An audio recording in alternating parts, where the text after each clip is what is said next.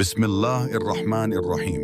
Assalamu alaikum wa rahmatullahi wa barakatuh. Dear Muslim brothers and sisters, today I'm not just talking to you as a content creator, I'm speaking to you as a member of this community, a noble community, a spiritual community, but also a community that sometimes suffers in silence. Welcome to the channel Muslim Married Life. Here we are not trying to shock. We are not trying to provoke anyone. We are looking to heal, has educate, has preserve what Allah has made sacred. Marriage. There is a subject that many avoid looking at, a topic that is often avoided in discussions, a subject that some experience with pain without ever daring to put words to it: intimacy problems in Muslim couples. This is not a marginal issue. This is not an uncommon topic. This is a topic present in more homes than we imagine. Many are afraid to talk about it, for fear of being judged, for fear of being misunderstood, or out of fear of believing that they are committing a sin simply by asking a question. And yet, these silences come at a price, an emotional price, a spiritual price, a marital price. So before going any further, I'm speaking directly to you, brother, sister, Muslim couple, future husband, future wife. If you want to see a Muslim community disciplined in its values, faithful to its religion, rooted in its culture, strong within its homes, so don't remain a passive spectator. Subscribe to this channel, like this video, share it with those around you, because beneficial science is not meant to be locked away. It is designed to illuminate. Why Muslims are afraid to talk about intimacy. There is a deeply rooted confusion in many Muslim minds. The confusion between modesty and ignorance. Islam teaches modesty, yes, but Islam has never glorified ignorance. Allah has never asked believers to close their eyes to what structures their lives. However, in many Muslim families, an equation has taken hold. Talking about intimacy equals immodest. Asking questions equals shameful. Trying to understand equals lack of faith.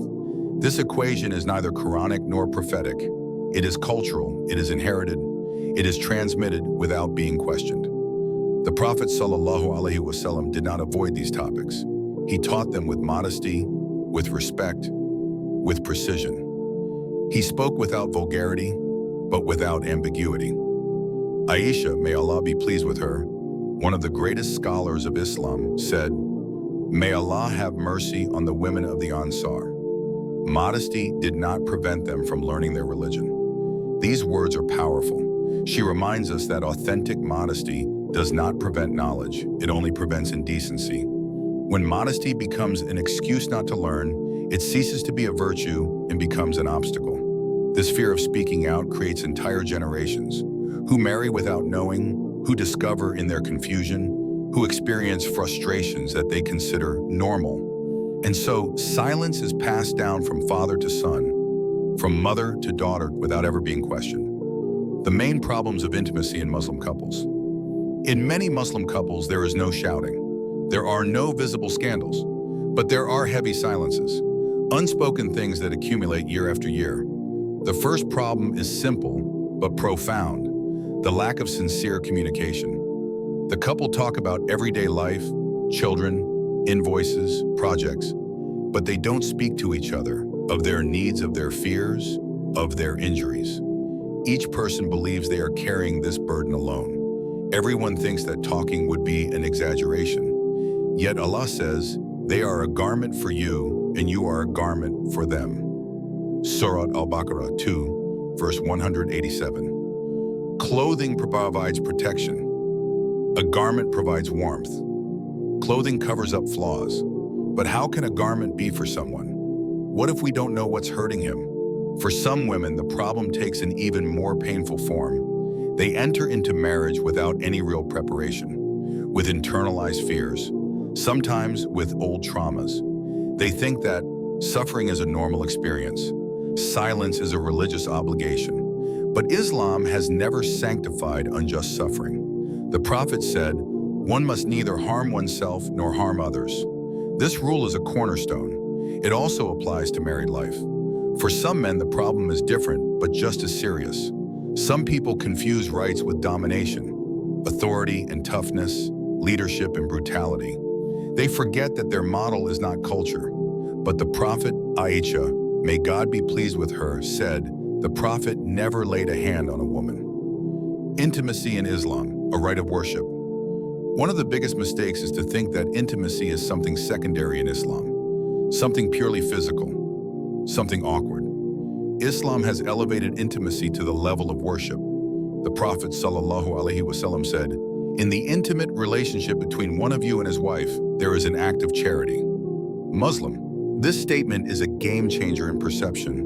What is often hidden, Allah has made him meritorious. But this reward is not automatic. It is linked to intention, respect, and mercy. The Prophet did not teach brutality, he taught gentleness. He said, "None of you should attack his wife like an animal." These are strong words. They remind us that human beings are not guided by instinct, but through conscience. Islam teaches patience before the act, tenderness in the approach, listening to the needs of others. Intimacy is not something to be taken lightly. It's an exchange, a space where two souls come together as much as two bodies. Consequences of silence on intimacy. Silence never comes all at once. It settles in gently, almost discreetly.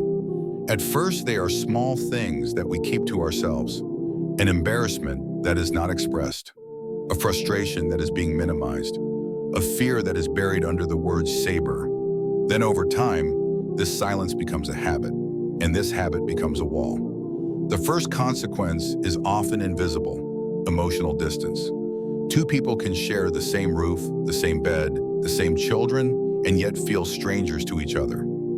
We talk to each other, but we no longer understand each other. We touch each other, but without any real presence. Intimacy becomes mechanical, cold, or sometimes non-existent. And when the heart no longer finds refuge in halal, he becomes vulnerable.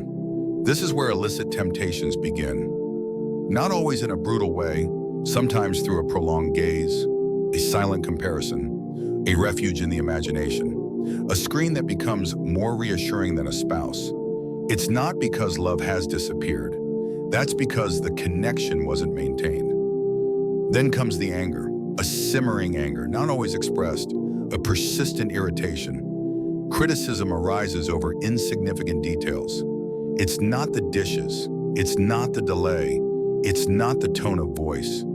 That's everything that's never been said. In some homes, this anger turns into harshness. In others, with indifference. And sometimes, after years of accumulated silence, the couple is reaching a breaking point. Divorce almost never happens without warning. It is often the result of a long period of silence. Many homes break down not for lack of love, but due to a lack of science and dialogue.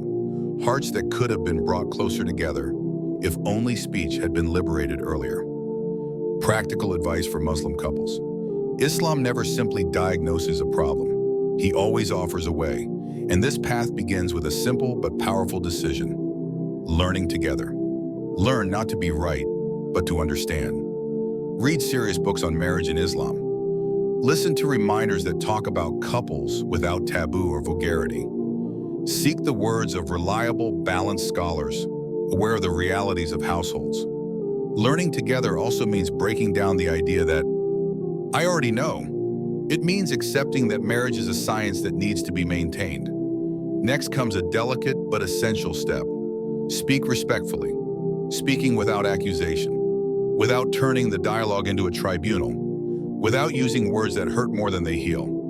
Say "I feel" instead of "you always do." Expressing a need without putting the other person down.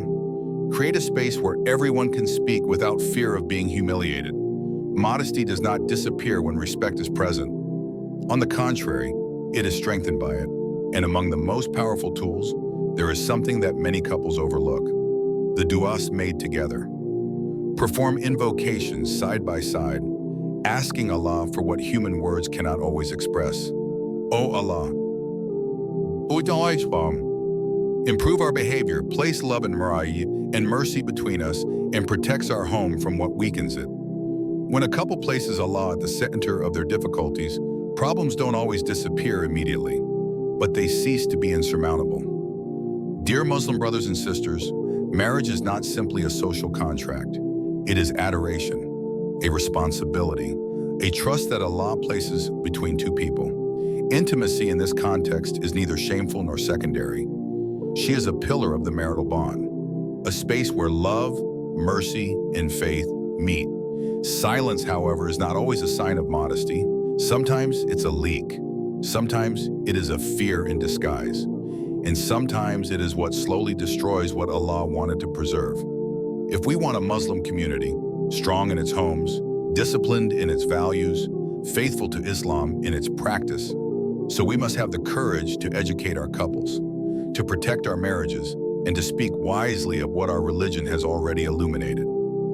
Don't forget, subscribe to the channel, Muslim Married Life, like this video to support this work, share it with those around you so that beneficial science continues to circulate and that the Muslim world remains faithful to its religion and culture. Assalamu alaikum wa rahmatullahi wa barakatuh.